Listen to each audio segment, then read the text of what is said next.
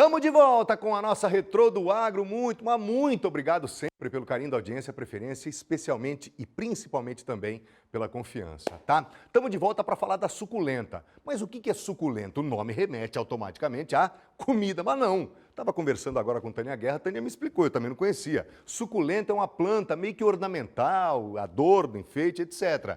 Pensa num negócio bacana e a gente foi entender como é que se dá esse cultivo na prática. Tem também o cultivo de legumes, tem o cultivo protegido, enfim, assunto é o que não falta aqui na nossa Retrô do Agro. Vamos ver. Para manter a qualidade dos tomates, as plantas recebem tratamento especial nessa empresa em Bauru. São 4 estufas distribuídas em 12 mil metros, um total de 11 mil pés. Eu já trabalhei com tomate fora de estufa, fora de ambiente protegido, e a qualidade não é a mesma do ambiente protegido. Então, por isso, nós voltamos a ambiente protegido para ter qualidade e durabilidade da planta de tomate. Metade dessas estufas é tomate tipo grape, a gente tem 10% de tomate coquetel e 20% de tomate tipo italiano. O controle do ambiente é automatizado. Por fora, a janela fecha para controlar a temperatura e quando o vento está forte. Setor sucroalcooleiro. O Brasil teve aumento de produção este ano, de 1,9% em relação à safra passada. E a estimativa é da Companhia Nacional de Abastecimento. O Brasil produziu esse ano mais de 600 milhões de toneladas do produto. Nos canaviais, a colheita segue firme. A Companhia Nacional de Abastecimento indica que o Brasil deve produzir durante a safra 2022-2023 596 milhões de toneladas de cana-de-açúcar. A quantidade representa quase 2% a mais que a safra anterior. A produtividade agrícola também deve aumentar. Resultado de pesquisas e aperfeiçoamento de processos na lavoura. Do aumento de produção por melhoria de qualidade da lavoura, Mas dentro da mesma área, hoje a gente vem usando tecnologia com biológico. Hoje a própria palha da cana não queima da cana, hoje ela se tornou um adubo aí orgânico, dentro da propriedade. Então a expectativa de melhoria é dentro disso, não de aumento de área, Este grupo tem 10 mil hectares na região, 7 mil são de canaviais. A cana produzida em Pederneiras é levada para uma usina na cidade de Macatuba. O produto chega nos tratores. Todos têm balança para checagem de peso. A cana-de-açúcar é despejada nos baús até completar 53 toneladas, capacidade de cada treminhão. Nesse processo, cada passo da produção é registrado. Hoje a tecnologia ela é primordial para que a produção ocorra, Com qualidade, com uma redução de custo, com sustentabilidade. A agilidade em que as máquinas proporcionam na colheita faz diferença lá na frente quando a cana-de-açúcar chega nas usinas. A redução do tempo em que o produto sai do campo e vai para a moagem faz diferença na produtividade. É mais etanol e mais açúcar por tonelada. E você sabia que aqui em Bauru tem um dos maiores colecionadores de cactos do Brasil? O paisagista cultiva mais de 6 mil exemplares da planta. A paixão começou quando ele tinha apenas 7 anos. Já são pelo menos 140 espécies de cactos de diversas regiões. A paixão pelos cactos começou quando ele tinha apenas 7 anos de idade. Aos 55, João Luiz de Oliveira, o João Vale do Igapó, como é mais conhecido, cultiva mais de 6 mil exemplares da planta nesta chácara em Bauru. Os cactos são plantas espinhentas pertencentes à família das cactáceas e que conseguem acumular água. Por isso, sobrevivem em ambientes extremamente quentes e áridos. No começo dos anos 80, João Luiz fez um curso com o paisagista renomado Roberto Burlemax. O certificado alavancou a carreira dele, que já teve outros projetos importantes. 5 anos atrás, após enfrentar um problema grave de saúde, João passou a encarar a vida de uma maneira diferente e de muito aprendizado com os cactos. Na verdade, eu já venho de uma família já de agropecuária. agropecuária, né? Então praticamente eu já nasci no meio às plantas, né? Mas com o tempo eu fiz agronomia, depois eu fiz paisagismo, né? E aí eu fui me aperfeiçoando com cada espécie. Então toda espécie que eu vou cultivar no ano seguinte, eu estudo um ano anterior. Então, isso daqui é muita técnica e muito estudo. Temos que se adaptar a qualquer condições, né? E sermos bem resilientes, né? Em meio aos corredores das estufas, encontramos um verdadeiro paraíso dos cactos. No espaço, João Vale do Igapó reúne preciosidades. São 2.000 metros quadrados dedicados às plantas. Cada cantinho planejado pelo João para abrigar as 140 espécies de cactos de diversas regiões do mundo. A Euphorbia amac, por exemplo, é um cacto raro da Arábia Saudita. João Vale do Igapó consegue cultivar variedades tão diferentes no espaço graças à estrutura das estufas. O paisagista recriou nelas os climas necessários para a melhor adaptação das plantas. Na verdade, aqui eu cultivo de tudo um pouco. Por isso que eu criei aqui os 4 ambientes, né? Que é o tropical, subtropical, árido e semiárido. Mas aqui, na verdade, o foco são os cactos. 90% da minha produção hoje, que a minha produção 90% é própria. Então aqui são plantas adaptadas e cultivadas com muito amor, carinho e técnica. E as suculentas foram a grande sensação este ano. Caíram no gosto do consumidor. Isso porque são plantas que se adaptam a vários ambientes e são fáceis de ser cuidadas.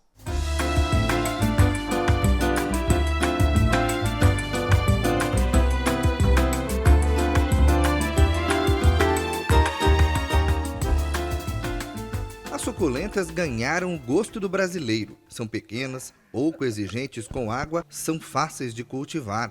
Juntas formam jardins coloridos. Não é à toa que elas viraram uma febre. Aqui neste viveiro que fica em Tupã, Seu Lauro tem milhares das mais diferentes espécies. Em São Paulo, né, São Roque, a gente já fazia produtos para jardinagem. Né? Então a gente sempre teve atividade paralela que ela que cuidava mais disso aí. Né? E quando eu me aposentei, eu mudei para cá. Isso já faz 23 anos, 24. E aí eu comprei essa propriedade, vendi o que tinha lá, comprei aqui. Né? E aí a gente começou a mexer aqui com gado, com cavalo, que a gente tinha lá também, cavalo. E tem uma hípica aqui. E aí a gente, há 10 anos, a gente passou a mexer com orquídeas. Né? E há 5, 6 anos já com as suculentas, que foi o período de introdução no Brasil praticamente, que ninguém conhecia suculenta assim, do jeito que conhece hoje. Né? As mudas são extraídas das matrizes, aqui mesmo. Cada uma tem um jeito diferente de brotar. Outras são germinadas pela folha. Um processo lento e de paciência, mas o resultado vem. O viveiro já virou até atração turística. Dona Elizabeth trouxe a mãe para conhecer e elas ficaram encantadas. Gostei, muito. Bonito demais, né? É. Se desse para mim, a minha chácara dá para comprar, se é um pedaço aqui, eu ia comprar. Quando a gente entra, dá vontade de ficar aqui, nem dá vontade de ir embora mais para casa. No viveiro do Seu Lauro, algumas espécies vieram do outro lado do mundo, principalmente da Tailândia. E como não falar da região de São Roque e a sua produção de alcachofras? É isso mesmo, não é só vinho não. O cultivo da flor só cresce e já se ramifica em uma gama variada de iguarias alimentícias. Essa daqui é a alcachofra que mais vai crescer, essa é a maior alcachofra do pé e é única pelo pé. Então essa daqui acaba tendo um valor agregado maior. E na culinária, para que ela acaba sendo mais fácil? Aquelas alcachofras recheadas. Então o manuseio para o chefe de cozinha, para a cozinheira, para a dona de casa, essa acaba sendo a mais interessante na questão de rechear. Depois a gente vai ter o que chamamos de segundo corte, que são as alcachofras médias. Então essa daqui já é aquela alcachofra para você fazer o vinagrete, né? E ela vai ter um tamanho aproximadamente assim, né? Ela vai crescer um pouquinho mais ainda. E depois vamos ter o terceiro corte, né? Que são essas daqui, que vão ficar prontas daqui em torno de uns 20 a 25 dias. E por último, a gente vai ter o botãozinho, que é essa pequenininha aqui, que não vai demorar muito para ser colhida. E é essa daqui que você acaba encontrando muito, tanto nas saladas e também nas conservas de alcachofra. A nossa Retrô do Agro faz mais uma parada e já depois do intervalo a gente vai falar de meio ambiente. E aí, diante desse contexto, que é imenso, variado, tem técnicas de reflorestamento, tem a importância das abelhas para o equilíbrio ecológico, enfim. E não esquece, hein? Tem receita da fazenda. Separamos uma que foi muito comentada no ano de 2022, feijão tropeiro. Uma delícia! Aguenta aí, voltamos já.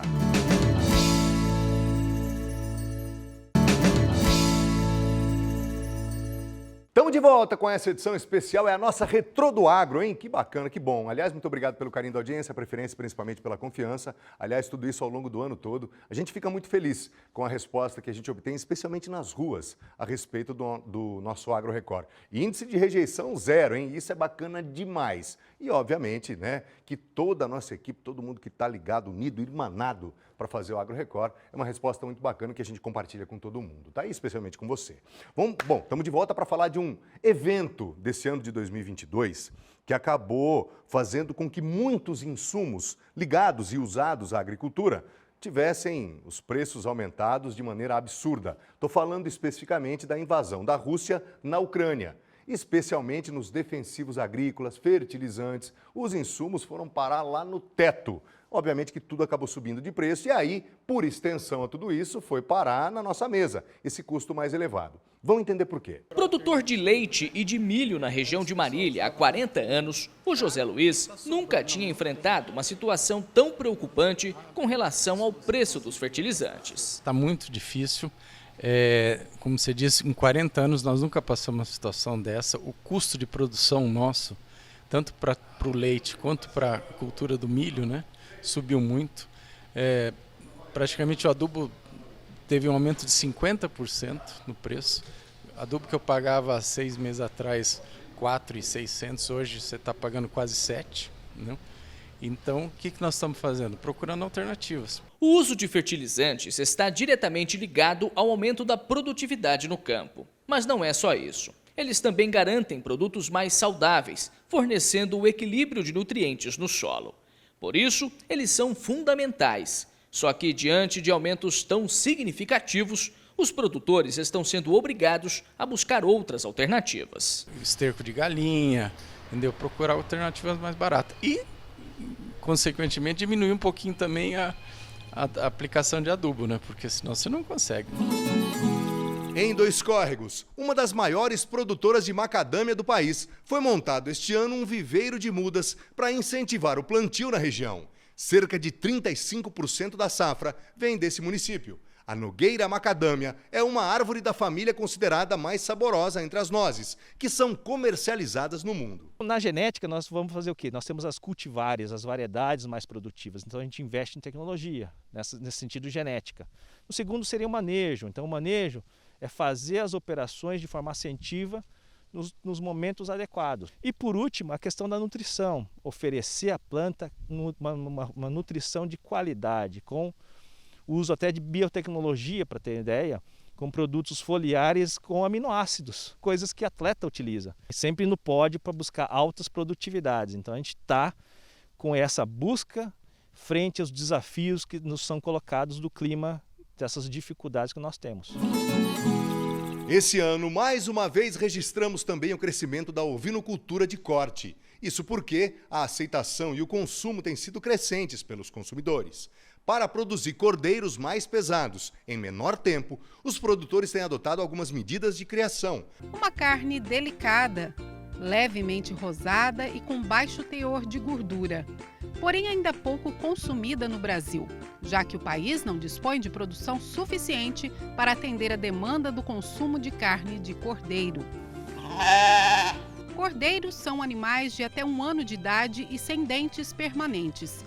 Nesta propriedade rural, localizada no município de Bariri, um confinamento de ovinos produz carnes nobres com o auxílio de tecnologia e cuidados em todas as fases da criação, garantindo desenvolvimento precoce e excelente qualidade de carcaças, no que mais tarde serão cortes inagualáveis e uma experiência gastronômica para paladares exigentes. O proprietário da cabanha Dom Casco vive na Argentina, mas enxergou no Brasil a capacidade de investimento na criação de ovinos. O que antes era um espaço de confinamento de bovino, deu lugar aos cordeiros. São 4 baias de aproximadamente 270 metros quadrados cada, com capacidade para receber um animal a cada metro quadrado. Aqui, o espaço é calculado para aproximadamente 2 metros quadrados para cada animal, para um melhor controle. A capacidade total da propriedade é de até 1.000 animais. Nilo Padovani é veterinário e é o responsável por cuidar da criação, desde a chegada à saída para o abate. 80% dos animais do confinamento da cabanha Dom Casco vêm de outros estados, como a Bahia, por exemplo. Então, quando eles chegam para mim, eu já faço a vermifugação. Solto eles no pasto, eles ficam em torno de 5 a 7 dias para diminuir o nível de estresse deles, por causa da viagem, transporte, falta de alimentação, comida. Então, eles ficam em torno de 7 dias no pasto para diminuir esse estresse. Eu fecho eles de novo. Faço as vacinações, que seria da clostridiose e da pasteurose e salmonelose, e classifico ele por baia, por peso. E em cada baia são classificados por peso, para não ter a disputa do animal grande disputar com o animal pequeno. Na propriedade chegam animais de várias raças, Doppler, Santa Inês. A criação de ovinos tem suas peculiaridades e exige muita atenção e dedicação integral. Em geral, são animais que precisam pisar em solo desinfectado e seco. É o casco do ovino uma das principais preocupações dos criadores. Por isso não pode haver umidade na cama das baias. Um desafio para evitar a pododermatite, que pode provocar o apodrecimento total do casco. O ovino ele tem o casco muito mole, muito sensível.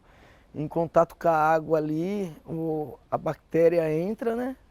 E aí vai dando a podridão do casco, né? A saúde envolve bastante. A carne envolve bastante na precocidade. A gente aqui abate cordeiros com até 8 meses de idade. São todos classificados como dente de leite, não trocou a muda ainda, né?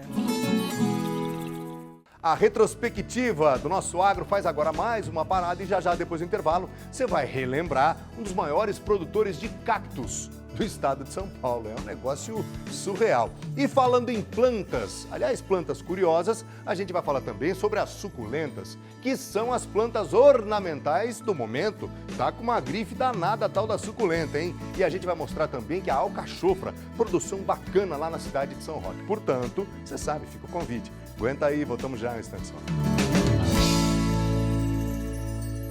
Ei, tá tudo bem por aí? Estamos chegando para mais uma edição do Nosso Agro Record e hoje de maneira especial, hoje vamos fazer a nossa retrospectiva, tudo aquilo que rolou no agronegócio esse ano, mas antes de qualquer coisa, um excelente 2023 para você. Nós, aqui da Record TV Paulista, desejamos tudo aquilo que de melhor, de mais poderoso essa vida puder te oferecer, tá? Seja na esfera profissional, seja na esfera pessoal, que você tenha a possibilidade real e concreta de realizar todos os seus sonhos e objetivos, tá? Dito isso, a gente está chegando então para a nossa retrospectiva e a gente vai mostrar assuntos variados. Tem, por exemplo, a criação de equinos, as técnicas de manejo, tem também técnicas de reflorestamento, tem um asilo para cavalos na cidade de Jaú, enfim, assunto é o que não vai faltar. E detalhe, hein? Você acha que a receita da fazenda ia ficar de fora? Jamais! Selecionamos 2 receitas, que aliás foram muito comentadas nesse ano de 2022 e a gente vai trazê-las especialmente para você, tá? E para não perder o costume, uma delícia! Portanto, meu amigo e minha amiga, fica o convite. Se aconchegue no sofá, seja bem-vindo, seja bem-vinda. A retrospectiva do Agro Record já está no ar.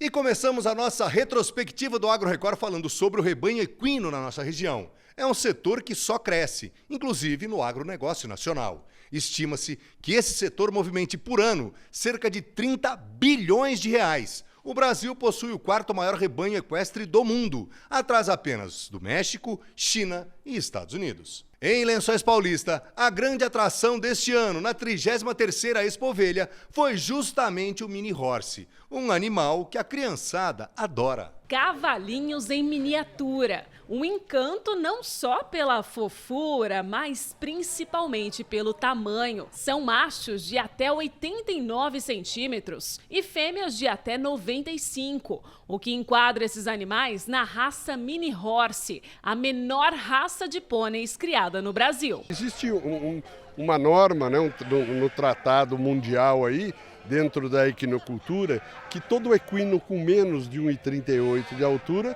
ele faz parte do agrupamento pônei. Então hoje a gente tem mais de 100 raças diferentes de pôneis criadas no mundo todo. O Mini Horse é a menor delas criada aqui no Brasil.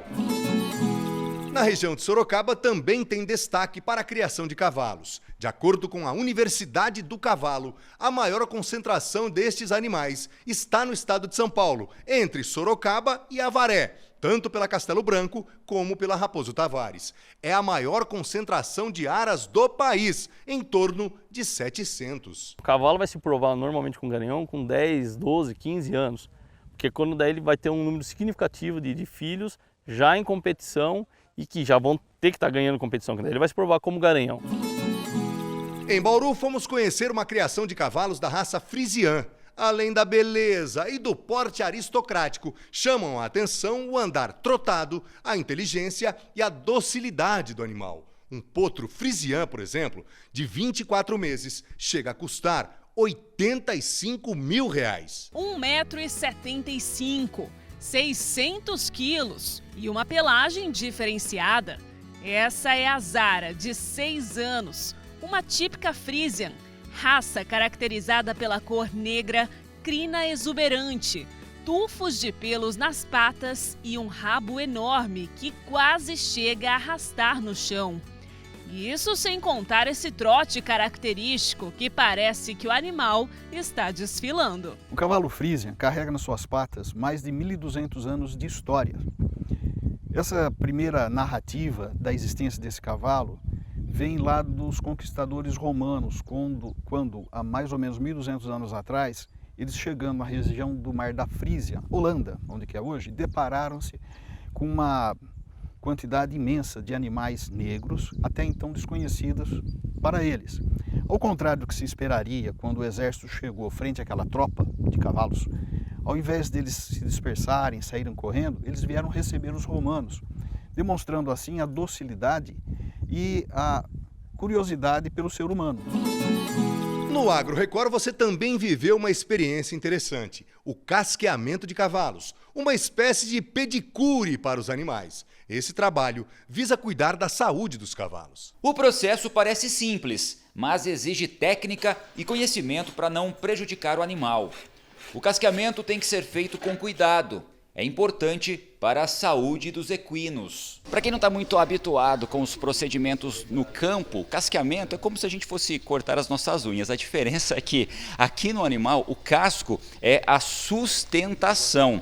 E se ele não estiver bem limpo, bem cuidado, é por ali que podem surgir várias doenças e causar outros problemas em articulação, prejudicando também o desenvolvimento do animal, o andamento dele, dentro de atividades no campo. É um procedimento que tem que ser com muita paciência, casco a casco. A gente está vendo ali o procedimento sendo realizado, com bastante cuidado, porque se realmente não for dessa forma, até o trato do animal na lida do campo pode estar prejudicado. É um curso que agrega muito para mim, entendeu? Agora eu estou cursando, tudo isso ajuda também nas matérias, entendeu? E um asilo para cavalos? Você já tinha ouvido falar? Em Jaú, normalmente, quando um cavalo envelhece e deixa de ser útil, ele fica na própria fazenda e, eventualmente, é usado para algum serviço, dentro dos limites dele. Só que lá na cidade tem um aras, que funciona como asilo para os animais, que já foram de grande valia para os donos. Os cavalos fazem parte da cultura do agro. Estão presentes na lida do campo, na prática esportiva ou como animal de estimação, aquele sonho de criança alimentado por filmes e desenhos. Cada cavalo tem seu valor, cada cavalo tem a sua qualidade, né? E em cima disso, as pessoas que querem adquirir um animal têm que ver para que área eles gostariam. Se apenas para o lazer, para o esporte, para a atividade de trabalho, né? E assim por diante. Alguns são imponentes, outros mais modestos. Gostam de carinho. E como todo ser vivo, um dia os animais envelhecem. Pensando nisso, nós criamos aqui esse espaço, justamente que é o abrigo para esses animais. Quando eles não têm mais a finalidade deles, né? Quando eles não conseguem mais alcançar a sua finalidade, tem um local onde que eles possam passar os seus últimos dias, né? Na tranquilidade de um espaço amplo, onde que suas necessidades diárias possam ser saciadas, possam ser supridas. Aqui nós contamos com um espaço amplo, temos veterinário, temos a alimentação adaptada a cada tipo de animal também. E no Agro Record você aprendeu a fazer muitos pratos deliciosos. Teve receita de todos os tipos. Uma delícia! E a gente separou uma especial para você. Polenta com molho de frango. Quem fez pra gente foi o chefe Fernandinho de Bauru. E hoje nós vamos apresentar para quem tá vendo o Agro Record a polenta na pressão. Não é coisa de funk, não. Polenta na pressão foi o nome que o chefe Fernandinho deu aqui para batizar essa receita que ele, né, que ele Exatamente. Criou. Na verdade, a polenta demora muito tempo para fazer, né? Minha avó sempre fez e aí eu comecei a ver algumas pessoas fazendo na pressão, testei, fiz algumas vezes, dá super certo. Fica muito boa e assim, não precisa você ficar mexendo, não tem aquele trabalho todo. E assim, a polenta, ela é muito... Você pode variar muito. Você faz versátil. A polenta... Você faz a polenta e você pode fazer com frango, com carne moída, com rabada, com o que você tiver aí na sua casa, você pode fazer vegetariana, então é muito prática, né? Uma delícia! Exatamente. Então vamos começar a passar o ingrediente para quem tem. Vamos lá. Mulher, enfim, para quem quiser de repente fazer esse prato para hoje ainda, né? Sim. Ou de repente o maridão que encara a cozinha e quer aprender também. Vamos começar primeiro pelos ingredientes da massa. Pode ser, sim, ó. Da nossa polenta é a coisa mais fácil que tem, né? Ó, água. Quanto de água você tem? Aqui eu tenho 2 litros de água, 2 xícaras de fubá. Então, assim, essa é a proporção. 1 xícara, 1 litro de água para uma polenta mais cremosa, mais molinha. Se você quiser uma polenta ainda mais molinha, põe um pouco mais de água. Se você quiser mais firminha, menos água, tá? Ali e é eu louro. tenho aqui louro para também saborizar essa polenta e vou colocar um pouquinho de sal, tá? E também vamos usar nessa polenta manteiga, tá? Para ela também ficar ali, dar um sabor da gordura, também ficar mais cremosa. Pode ser margarina também? Pode ser margarina também. Eu tenho 2 colheres, tá. Exatamente. Vamos mais. Aqui cebola quanto? Aqui cebola, 1 cebola grande picada, 3 dentes de alho picados, tá? Pode ser amassadinho também, o que você tiver aqui. Azeite ou óleo, tá? Tenho aqui umas 3 colheres aproximadamente. 3 colheres de azeite. Um fio de azeite, né? Tá. Como às vezes a gente costuma trabalhar na cozinha, é isso. Quanto de aqui frango? de frango eu tenho 500 gramas aproximadamente. Em cubos eu tô usando o peito de frango. Mas, não, eu gosto mais da coxa, porque Fica a à coxa, vontade. ela tem mais gordura, geralmente ela é um pouco mais saborosa. Eu tô fazendo frango porque ele é mais rápido, tá? Então, assim, eu preferi o frango. Tenho aqui, ó, tomate. Quando eu vi essa cumbuquinha aqui, eu fiquei na dúvida, mas o que é isso? O que é isso? Na realidade é tomate batido no liquidificador. É tomate. Porque ele é mais saudável, isso. Se a gente for usar molho de tomate, ele já tem um pouco de conservante e tudo mais, então eu prefiro não, aqui o negócio isso, mais puro natural, mesmo. isso. Então você bate no liquidificador, como ele já tem o líquido dele, ó, não precisa pôr água, nada, ele fica assim, olha que maravilha. O que tá faltando aqui? Então, Aqui eu tenho extrato de tomate, só o extrato, tá? Pra ajudar na cor. Cheiro verde, aí é a gosto, tá? Mas aqui tem meio maço, mais ou menos. Sal. A gosto. Isso, a gosto. E esse aqui tem um detalhe aí, páprica. né, Páprica que pode ser a picante, pode ser a doce, pode ser a defumada e também coloral, tá? Eu coloquei misturado aqui pra gente ter mais sabor e cor no nosso molho. Bora então começar o preparo? Vamos lá. Bora então. Ó, a panela aqui já está bem quente. Vou colocar aqui, ó, azeite na nossa panela. E aí, se você quiser, não, quero usar um pouco mais, um pouco menos, fica a critério também, tá?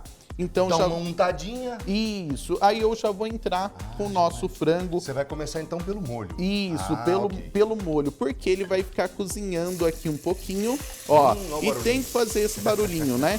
Para ir selando a nossa carne. 5 minutos depois o frango já está pronto, Já até tá pronto para pronto. receber os outros ingredientes, né, chefe? Exatamente. Cebola Então, agora. Vamos entrar com a cebola e aí a gente vai refogando aqui, que a gente vai também dando mais sabor para esse molho, né? E para esse frango. Então, ó, mais uma mexidinha. Eu sempre coloco a cebola antes do alho, porque o alho pode queimar e fica com gosto de amargo, tá? Então eu coloco a cebola primeiro, dê uns minutinhos ali, eu coloco o alho. Gato, né? É. Você aproveita o melhor dos dois ingredientes. Exatamente, Olha que coisa exatamente. sensacional. E aí, se for uma refoga rápida, você pode até colocar junto, né? Não tem problema. Mas às vezes a gente quer fritar bem essa cebola, quer deixar bastante dentro, então a gente sempre coloca ela primeiro, que ela tem muito mais água, né? E depois a gente entra com o alho, tá bom? O alho já tá prontinho pra... Já tá prontinho para entrar, então, ó, já refogou aqui um pouquinho, vou colocar o nosso alho, ó. Vamos continuando aqui. Vou colocar o nosso tomatinho que foi batido no liquidificador, ó. Tem uma aparência boa esse tomate, né, Tem, chefe? e assim, já tem um cheiro gostoso também de frescor, né? Vou colocar um pouquinho de água, porque isso aqui vai ficar reduzindo, esse molho vai ficar cozinhando. Por isso que você tem uma outra... Isso. Um E aí outro vou recipiente colocar ali aqui, com ó, água. um pouquinho só de água, porque se precisar, tá muito seco, eu vou colocando um pouquinho mais de água. Vamos tampar essa panelinha aqui, Ela vai ficar um deixar tempinho. ela cozinhando no fogo médio aqui, ó. Vou jogar ela pro lado de lá, trazer essa panela da polenta pra cá e a gente continua fazendo nossa polenta, tá? Ok. E aqui eu tenho nossa água quase fervendo, tá? Esse é o Não ponto. Isso, Quase não é? fervendo. Quase fervendo. Quando você vê as Nem bolinhas... mais nem menos. As isso. bolinhas formando ali. Isso, exatamente. Aí a gente vai entrar com o nosso fubá. Esse é o fubá comum, mimoso, tá? E aí você vai, ó, mexendo, colocando aos pouquinhos e mexendo, ó. Colocando aos pouquinhos e mexendo. vendo? Se Devagarinho você vai mexendo. não tiver segurança para fazer isso aqui, o que você pode fazer? Dissolver esse fubá em um pouquinho de água normal, em temperatura ambiente, tá? Antes de colocar Antes de na colocar água já aqui. quase fervendo. Isso. Aí você deixa assim, em vez de colocar os 2 litros ali para ferver, você vai colocar 1,5 litro, vai dissolver meio litro de água com esse fubá e você acrescenta aqui depois, tá? Mas assim também não tem perigo, ó. Deu super certo, só ir colocando aos poucos e mexendo. Isso. Então, ó, Agora é só esperar mais um pouquinho, agora chefe. só um pouquinho, ó, e aí você já vai vendo que vai mudando a cor também, vai ficando mais amarelinho aqui e vai dando uma leve engrossada. Quando começar a ferver de verdade, nós vamos tampar essa panela para colocar a pressão. Quanto tá? tempo mais ou menos? Aqui vai mais uns 3 minutinhos e na pressão 7 minutos depois que começar a chiar, começar a apitar a panela, tá? Começou a ferver, ó. Vou entrar aqui com um pouquinho da manteiga, tá? Metade da quantidade. Não, metade da quantidade que a gente está usando. Dá uma misturadinha, ó. Vai pôr mais um pouquinhozinho de sal. Um tiquinho. Isso, só um acertinho. E depois a gente acerta no final, viu, Toninho? Agora sim, ó. Pressão. E vamos deixar na pressão, depois que começar a apitar, nós vamos deixar 7 minutos, tá Então, bom? atenção, dona de casa, maridão que encara a cozinha, apitou, marca no relógio 7 minutos. 7 minutos, exatamente. Então, agora, e é o tempo também do molho ficar pronto. Agora é a hora da montagem, né, chefe? Vamos lá. Olha só o molhinho aqui, ó. O molho vai primeiro? Não, vou colocar por cima, só pra mostrar. Olha só que encorpado ele tá, ó. Olha aqui, olha que maravilha. E vamos colocar a nossa polenta. Ó, eu tô colocando aqui na cumbuquinha, né? Mas quem... Não, vou colocar no prato, ó. Então agora o molhinho aqui em cima, que vai dar um super sabor.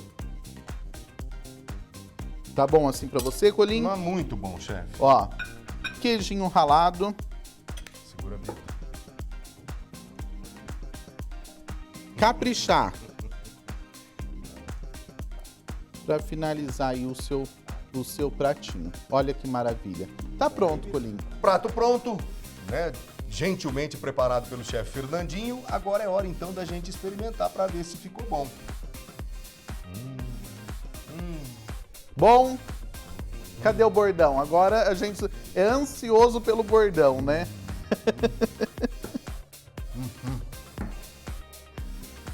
Me permite? Uma delícia, chefe do céu, obrigado. Imagina, que prazer, satisfação. que bom que você gostou. Meu amigo, que bom que vocês vieram. Coisa deliciosa. Que bom. É o prato sofisticado da refeição do domingo. Não Exatamente. tem como ser diferente. E é Simples, isso. barato. Barato. E dependendo, não leva tanto tempo. Não leva. E dependendo do que você usar de molho, Colim, ele fica mais barato ainda, né? Então você pode abusar aí da variedade. Ah, quero fazer só de legumes. Fica maravilhoso também. Fica então a assim, critério. quero fazer render mais. Coloca uma cenoura ralada, uma abobrinha e vai inventando, criando aí a sua receita, né? Chefe, obrigado. Imagina, é um prazer. Precisamos encerrar, é sempre uma satisfação. Imagina. Obrigado pela aula. Imagina, eu que agradeço. A gente sai daqui um pouco melhor do que quando chegou. Ai, que bom.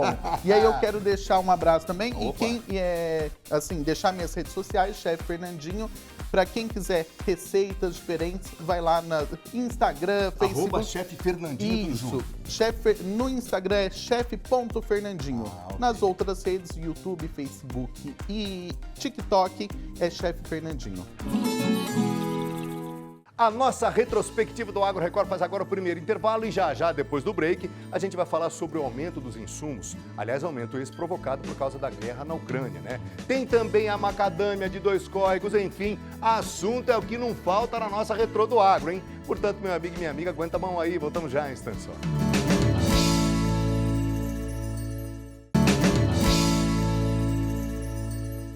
Já estamos aqui de novo para mais esse bloco da Retrospectiva Agro, a nossa Retrô do Agro. Tudo aquilo que foi assunto, né? Que foi notícia nesse universo bonito, bacana, especial, chamado de agronegócio. E a gente está de volta para falar do meio ambiente, até porque não existe agronegócio pujante, forte, potente, sem o meio ambiente. Aliás, são cuidados que têm que ser tomados diuturnamente para a gente cuidar daquilo que nos oferece a questão, né, ou todas as questões relacionadas ao agronegócio. Por exemplo, espatódia.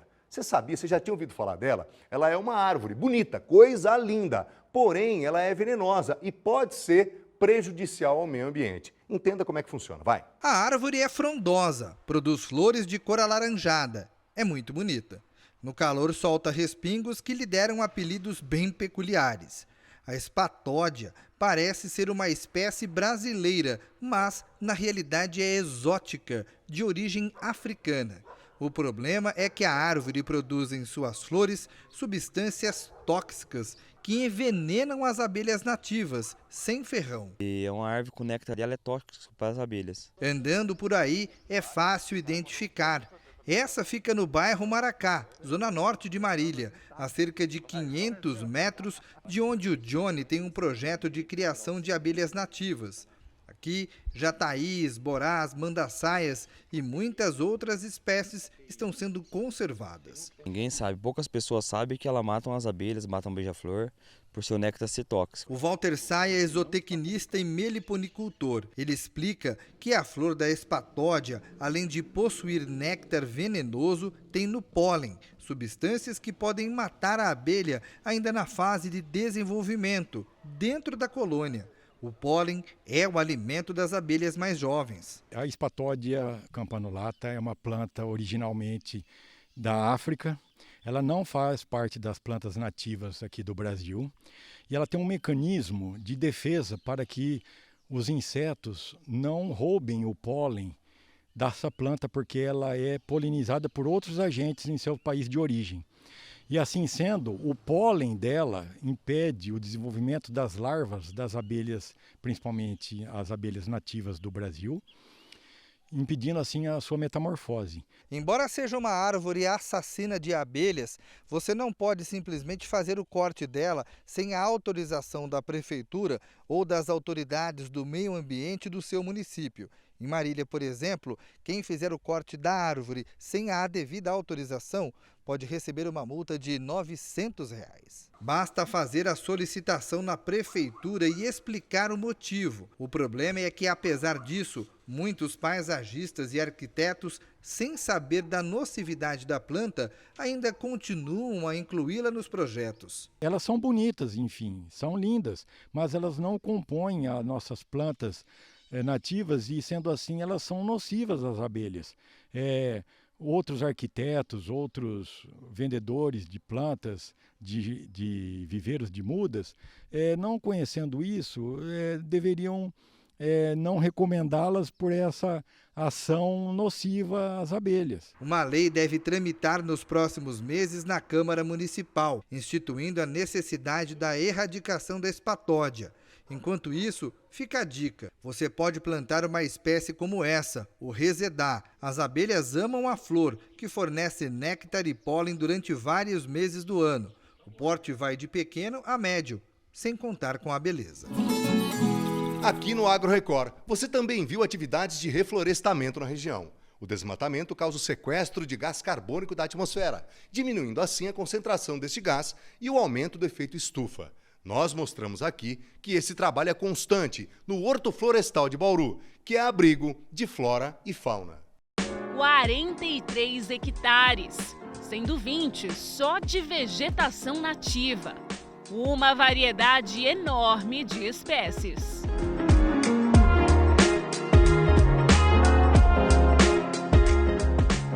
Aqui a gente encontra mais de 1.200 espécies, né, entre nativas e exóticas.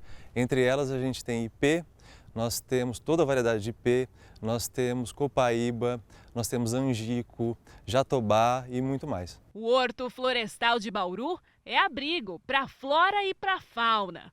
Colabora para a biodiversidade na região há 94 anos. Uma história que começou por meio do reflorestamento. Bauru tem um entroncamento férreo muito grande. Nós temos 3 linhas férreas aqui, Sorocabana, Noroeste e Paulista. Isso facilitava na hora de escoar as mudas, a produção de mudas no estado de São Paulo. Na época começou para ser um estudo. Eles precisavam alimentar a Maria Fumaça e precisava de uma árvore que tivesse um crescimento rápido. Aí na época eu tinha um engenheiro agrônomo que chamava Navarro de Andrade, ele buscou o eucalipto na Austrália, trouxe para o Brasil e aqui foi formado algumas parcelas de eucalipto. O reflorestamento, que começou pequeno para servir de laboratório, hoje é uma das maiores reservas de mata do município. O Horto Florestal também é um imenso estoque de carbono que auxilia o meio ambiente com inúmeros benefícios. Eu te falei que tinha assunto. Notícia é o que não faltou nesse ano de 2022 nos temas relacionados ao agronegócio. Mas agora é chegado o momento, você já teve Você já teve uma receita hoje, mas agora a gente vai trazer uma aquela é bruta, de tutano, que nem diz o Rodrigo Moterani, feijão tropeiro. Como eu disse, é chegado um dos momentos mais saborosos da nossa Retrô do Agro. Feijão tropeiro é conhecido, você já sabe, mas sempre tem um pulinho do gato que torna a receita diferentona. Para não perder o costume, uma delícia! Acompanha aí. Olá, bem-vindos ao quadro mais saboroso do Brasil. E nós estamos hoje em um lugar muito especial, gentilmente cedido pelos nossos amigos aqui de Marília. Estamos na Chácara de Mano, já deu para perceber, né? A lenha já está queimando, quadro especial com receita mais especial ainda, feijão tropeiro, e quem vai dar todos os detalhes, todas as dicas para a gente fazer aquele feijão tropeiro raiz é o chefe Jonathan Pérez. Muito obrigado por ter aceitado o nosso convite. Queria que você já começasse falando para a gente dessa receita. É uma receita muito tradicional mesmo do tropeirismo do Brasil, né? Fala um pouquinho para a gente. Essa aqui é uma receita digamos assim, dos tropeiros, né, brasileiros, que antigamente eles não tinham como ficar fazendo comida em várias panelas, então é aquela famosa comida de uma panela só, né? E eles tinham bastante carne, tinham que trabalhar com coisas que eles tinham, então era verdura, feijão, farinha e carne, né? Então é uma receita bem simples, mas bem saborosa e bem famosa aí na nossa região. Bom, o que vai nessa receita para o pessoal já anotar e tentar fazer em casa? 300 gramas de torresmo, 300 gramas de linguiça fresca e de bacon, mesma quantidade, 300 gramas de linguiça calabresa fatiada, 2 cebolas, 2 tomates, mais ou menos uns 400 gramas de feijão cozido sem o caldo e 500 gramas de farinha de mandioca. Eu gosto de utilizar a biju, que ela dá uma crocância diferente no prato. Vamos começar então? Bora. Vamos lá. Torresminho já tá indo para a panela e olha que delícia. Vou até chegar mais perto aqui, ó. Que escutar esse chiadinho, o cheirinho delicioso que vai subindo, especialmente hoje no fogo da lenha. Realmente uma receita especial, hein, chefe? Enquanto ele vai secando aqui, a gente vai finalizar a parte dos legumes e já vamos colocar as outras linguiças para ir fritando também. Então vamos lá que a fome já tá apertando. E o bom desse tipo de receita é que é tudo cortado meio que grosseiramente, não precisa de muita frescura, não é, chefe? Nada de frescura, aqui é pra comida... dar aquele saborzão, é rústico. É comida rústica, né? Comida de roça. É claro que quem for fazer em casa dá pra fazer também no fogão normal, na panela normal, não vai Sim. deixar de ficar saboroso por conta disso, né, chefe? Também os ingredientes são ingredientes também simples também, não tem nada de... E aí o chefe agora vai picando entre um ingrediente e outro, sempre de olho na panela, né, chefe? Pode esquecer da panela aqui. E agora que a linguiça fresca ela já começou a dar uma secada, a gente vai acrescentar o bacon também. Agora vem o bacon, eu chamei o torresmo de bacon. Agora o bacon. Até O bacon, agora. ele tá grande, assim, não tá muito picadinho não, mas a intenção é essa mesmo. Pra sentir também, né, na hora que for Isso, comer porque senão esse se feijão coloca aí. muito pequeno também ele some, né? No meio da comida você não consegue nem sentir o sabor do bacon. O gostoso de cozinhar na lenha é que a fumaça ela vai agregando sabor na comida. Vai dando aquele defumado, né? A gente coloca algumas lenhas aí no meio do carvão para dar aquele sabor e vai agregando sabor no alimento. Vamos acrescentar agora calabresa. Calabresa. Calabresa fatiada.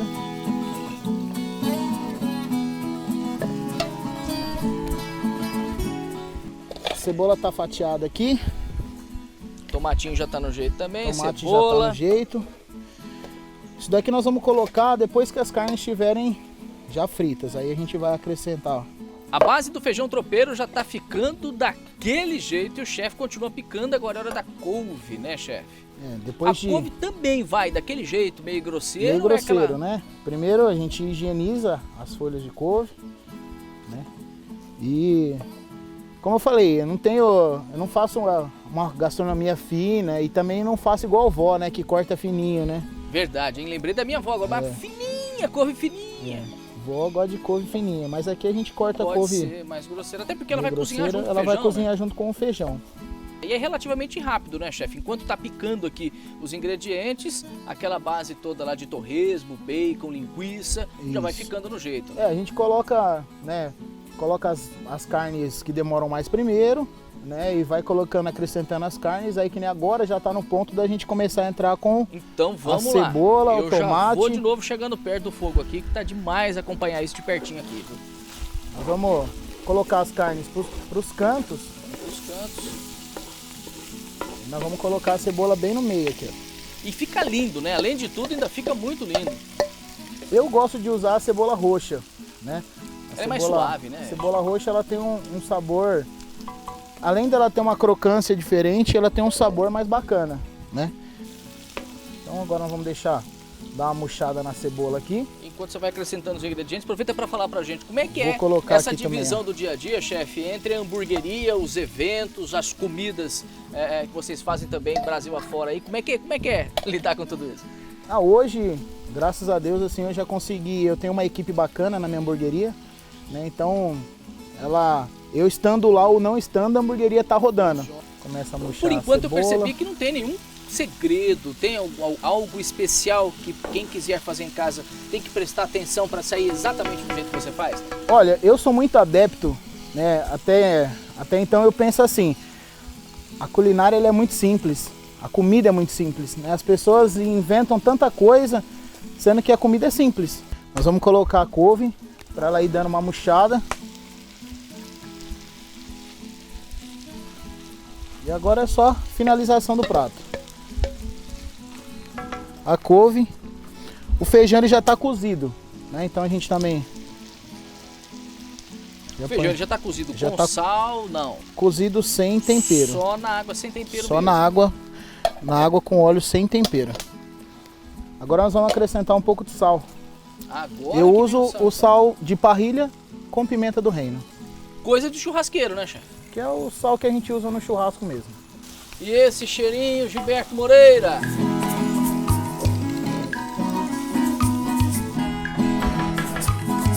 Agora que a couve já começou a murchar bem, já está praticamente pronto o prato. Então a gente vai colocar a farinha.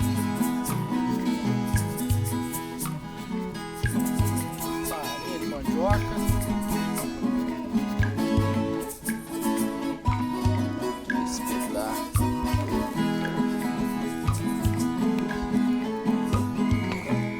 Isso aqui é um prato para ele ser seco mesmo, tá? Então assim, nossa, vai farinha, porque é um prato seco. Deixa eu tomar a posição aqui. Olha que coisa mais linda. Esse feijão tropeiro. Chefe, por favor, faça as honras. Chega da água na boca só de olhar. Calabresinha, couve. E esse aqui é um limãozinho cravo. Capricha. Oh, rapaz do céu. Esse é pra dar aquela vontade quem tá em casa mesmo. Vou pegar esse cantinho aqui que ele põe bastante limão. Vamos começar aqui. Você mesmo, ó. Eita.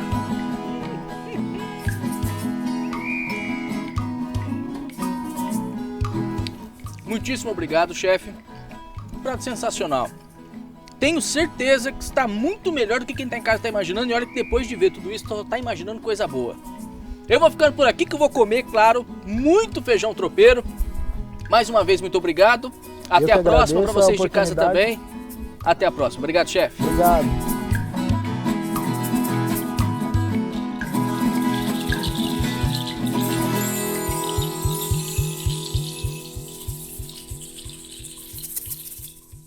Você viu que bacana? Quanto assunto relevante a gente trouxe durante todo esse ano de 2022 para você, dentro de tudo aquilo que diz respeito ao agronegócio, e essa é a vocação principal do nosso Agro Record. E, aliás, reforçando o compromisso, em 2023 estaremos juntos durante todo o ano, tá? E para não repetir, em que pese a redundância, mais uma vez um excelente 2023 para você, para sua família, para todos os seus, que você tenha muita felicidade ao longo desse ano que está começando, tá? Dito isso, ponto final na nossa Retrô do Agronegócio deste ano de 2022. Muito obrigado sempre pelo carinho da audiência, preferência e confiança. Nos vemos, hein? E dito isso, até sempre. Tchau, pessoal.